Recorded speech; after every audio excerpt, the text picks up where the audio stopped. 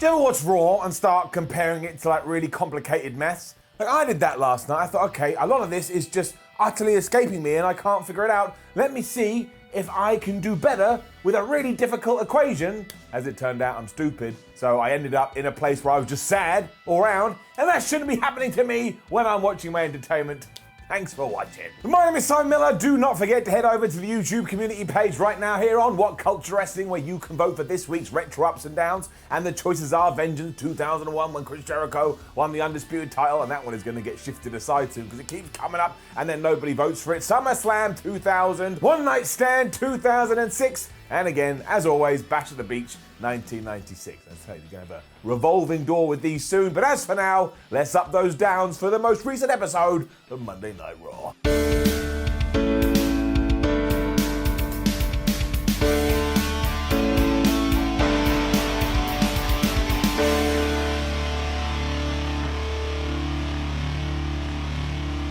The start to Raw was the best thing ever. Why? Because we have a new theme that accompanies the show, and it's the search by NF. And just to let you into my little personal world just quickly, I love NF. I think he's flipping phenomenal. I know his critics will like his lyrics are really basic. You know what? I like basic, and I was so happy he's getting it up. What a biased up. It then became Raw because we were told straight away that later on we are going to be receiving the Viper's message from hell. All this meant was that we were going to get a Randy Orton promo, but I couldn't help but say out loud, what does that mean? Who writes this stuff down and then passes it across to Vince McMahon, I suppose? He goes, oh yeah, pal, that sounds like a great idea. The Viper's message from hell. Alexa Bliss was then in the ring doing that new zombie character she's doing, and as it turns out, she is basically the Fiend's personal ring announcer, so it's the same as Alberto Del Rio and Ricardo Rodriguez. And for the people that take every single word I say very seriously, I am of course being facetious, and I am of course joking. But she did introduce him here. If you had been keeping an eye on social media throughout the week too, you probably could have predicted what was about to go down, because Bray Wyatt, Alexa Bliss, and none other than Retribution had been throwing barbs at Twitter. Because I know if I was like some undead serial killer or part of a renegade group that wanted to take WWE down, I would ensure that all my attacks happened on social media. Alexa and Bray just stood still because, you know, they're really creepy and they're really flubbed up, and just as Retribution was about to attack, the lights went off, poof. When they came back on, Alexa and Bray disappeared. That was a waste of time. You then got another reminder that it was Raw, because at that very moment the Hurt Business music played and out came MVP's group. And honestly, this was so structured, it was a little bit like watching a play. But of course the Hurt Business and Retribution also hate each other, so they started to throw fisticuffs, and then Cedric Alexander did a big dive, and then we went to a commercial break, and all of it felt a little bit weird. And that was mostly because within this, we also had a Matt Riddle promo. So you're like, wait, where has this come from? It was all so confusing. And then when we got back to the ring, we were actually having an 8-man tag team match, which was 4 members of Retribution taking on the 4 members of the Hurt Business. Doesn't this sound exciting? No, it doesn't, and it's getting it down. Because this was just terrible. I can't shine a light on it in any other fashion. I've just got to put my Negative Nancy hat on and be a Negative Nancy. But not only did halfway through Bray Wyatt appear on the big screen, to which everybody ignored like it was your mum telling you to go to bed, Retribution, the group who is meant to be burning WWE to the ground and is, oh no, it's Retribution, I can't take it, just lost to the Hurt Business. They just lost, tapped out to the Hurt Lock, which actually is becoming the new most devastating move in all of sports entertainment. And I couldn't believe this. What a bunch of goofs. Just in case we hadn't made that clear either, then the lights went off again, and when they came back on, Bray Wyatt was back, and he too wrecked Retribution, including T-Bar having to say leave to Ali because he was about to get mandible clawed. And look, I like Bray Wyatt being this crazy, oh my gosh, what's he gonna do? He can take everybody out. But not to Retribution. You haven't even given them a stinking chance. Well, so why would anyone be intimidated by them now? What have they done? They turned up, they turned the lights on and off for a little while, then they ripped up the ring, which is basically like tearing up fabric, and they've done nothing else apart from speaking silly voices. That's it. That's Retribution. It all ended when Alexa Bliss once more said let him in to signify that we were done with all of this, and while we kind of do make amends for it later, I couldn't believe it at this moment. I couldn't believe it. It was like my brain had snuck out of my ear and then just imploded on the floor. And I collapsed. Obviously, I don't have a brain. WWE then remembered that sometimes the old ideas are the best ideas. Ladies and gentlemen, AJ Styles, he's getting up. Clearly feeling like he's being screwed over too much though. AJ has gone out there and got himself a bodyguard, and it's that massive guy whose CV now in WWE reads, used to be a ninja with Tozawa and also used to be the security guard for our underground. Which, by the way, within kayfabe has just poof vanished. Maybe it got buried underneath some rubble. This looked awesome right away though, because Jordan, I think his name is so big, it looked like Styles had been shot with that ray gun from Honey, I Shrunk the Kids. And AJ Styles' character is so good, and this dude is so intimidating, you don't even have to do much here. It works instantly because of the absurd visual. AJ didn't really say much of anything, he just did his usual shtick before he got interrupted by Matt Riddle, because they were gonna have a match. And put your hands up if at this stage you were very worried. My hand is in the upward position. It started great because Jordan, the giant guy, wouldn't leave the ring, to the point the referee was basically begging him. He even said, look, you can do whatever you want to do after the match, but right now I really need to do my job. Please, if you could just exit, you'd make my life a whole lot better. And he did, but only because AJ Styles was laughing off like, look what I've created. Once again, I love AJ Styles. Of course, the big man didn't go entirely and he was by ringside, and that kind of tied into the match, because every time Riddle and Styles were on the outside, like he would just clench his fist at him, and because his fist is bigger than the sun, Matt Riddle was like, oh no.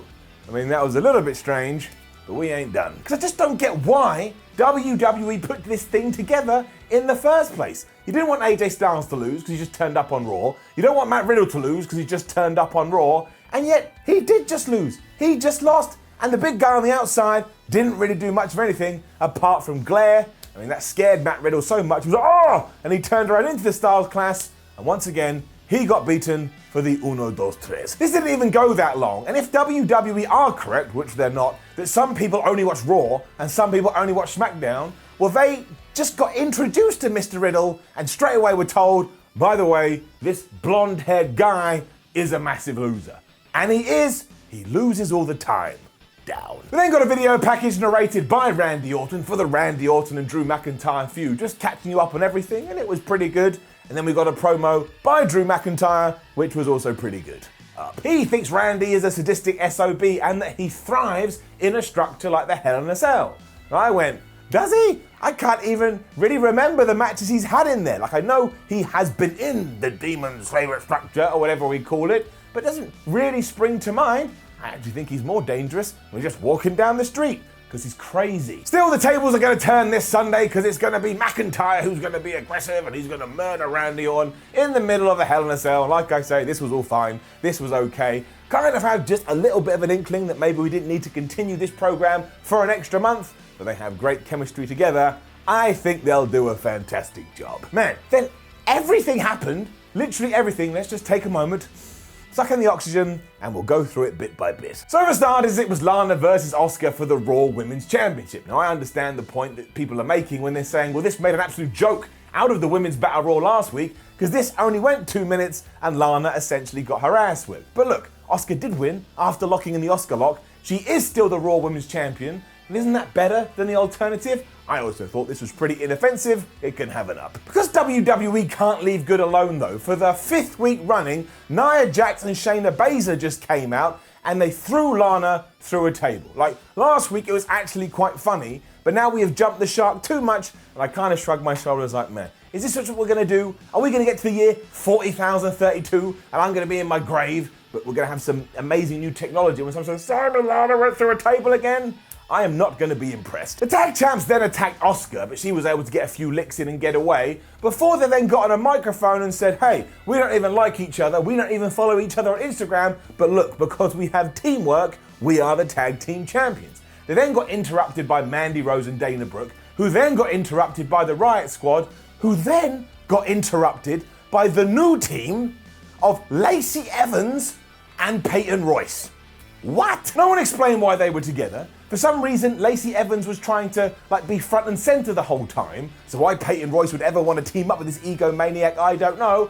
And why the flub did we break up the Iconics, a tag team, no matter what you think of them, had history and had tenure, to allow Peyton Royce to have a singles push and now put her back in the tag team? My brain is hurting again. Don't worry though, because as ever, I sat down and I figured it out. Go. I didn't do it. Don't look at me. You think I would book that crap? It doesn't make any sense. At least when the wizard in the sky, the secret control of the Raw, puts things together, it's because I can always justify it.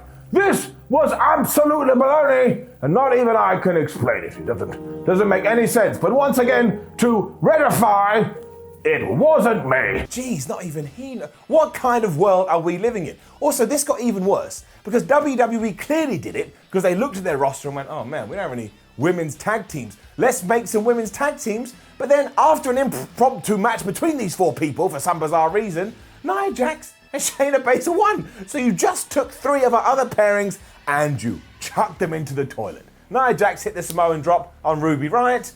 All of this was really confusing. Like, really confusing. Please help me out in the comments. I'm asking for it. We're just getting it down. The Elias concert was actually quite good though. It was kind of funny because he did it in front of all the LED screens. Actually quite liked the songs he put out there. I was jigging and jagging away. And given that we are talking about Elias and he is back, let's do what we used to do. So Elias was here, our singing man was back. He stood in the ring, waiting for an attack. It came from Jeff Hardy.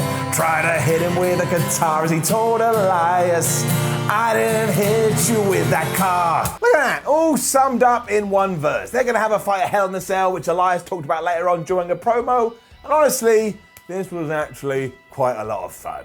We were then backstage with Tucker, The Miz, and John Morrison, and Tucker was absolutely pissed off with The Miz because he had used his influence to not only separate himself from Otis, but also Mandy Rose. And if you'd never watched the show before, you would have assumed that Otis was a newborn baby as opposed from an actual human man, adult male. He wanted to have a tag team match later, and The Miz and Morrison thought this was hilarious because this jackass is never going to be able to get a tag team partner, but he promised that he would. Just you wait. The New Day are out next.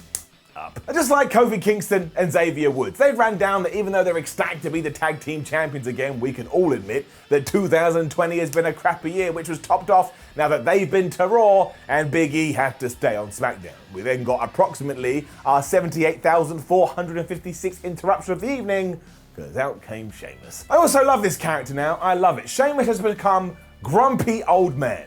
He's sick of Raw, he's sick of the New Day, he's sick of the tag team champions, he is just sick of everything, and he's especially sick and tired of hearing all this talk about the New Day breaking up, because he doesn't care. But then as Xavier and Kofi Kingston made very clear, we didn't break up, we're just going to spread our seed on Raw, Big E is going to spread our seed on SmackDown, and everything's going to be okay. And who said that last week? That's right, it was me. I mean, I didn't relate it to semen, that's just the New Day for you. It was like Kofi Kingston versus Sheamus, and this was just a really good match. It was doubly entertaining because Xavier Woods on the outside shouting stuff like new moves, as Kofi was doing new moves. And he even told Samoa Joe off on commentary when Samoa questioned, well, I wonder if Kofi has anything less. According to Mr. Woods, he most definitely does. Kofi also won after the Trouble in Paradise, and while I have no idea where we're going with all of this in terms of the context of how I watched it, I had a jolly good time. And the next up is exactly what should have been not only the start of this Raw, but probably the start of last week's Raw too.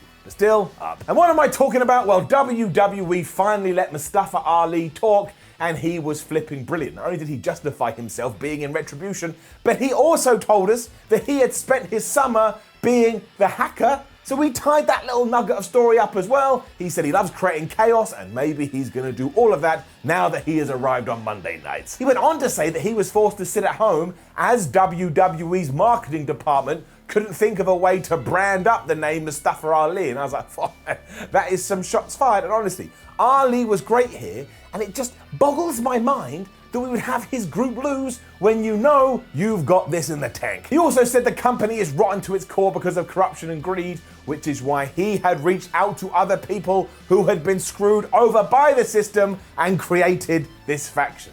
So it makes sense, they just suck in the ring. Ali promised that their truth would be heard, and once again I was just like, why did we have them lose? It makes no sense. But there now is a glimmer of hope here, mostly because Mustafa Ali is an underrated gem.